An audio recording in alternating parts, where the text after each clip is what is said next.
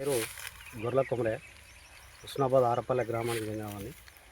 నాకు 2 ఎకరాలన్నర పొలం ఉంటుంది.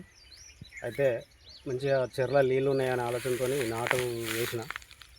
చివరి టైంకి వచ్చింది. చివరి టైంకి వచ్చే వరకు ఎకరం పొలం ఎండిపోవడం జరిగింది.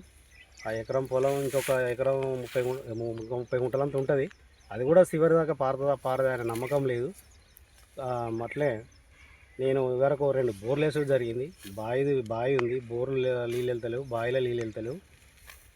అట్లనే మాకు గవర్నమెంట్ తరఫున ఏదన్నా ఈ ఎండిపోయిన దానికి సహకారం చేయాలని గవర్నమెంట్ కోరుకుంటూ ఈ ఏవో కానీ వీళ్ళు కానీ రమ్మని చెప్పుడు జరిగింది. వాళ్ళు వచ్చి ఇంకా ఇవరకు చూసుకోలేదు. అట్లే మాకు ఈ పక్కన కుమ్మరికుంట అనే ఒక కుమ్మరికుంట ఉంటుంది. ఆ కుమ్మరికుంట మత్తడి వాళ్ళగొట్టడం జరిగింది.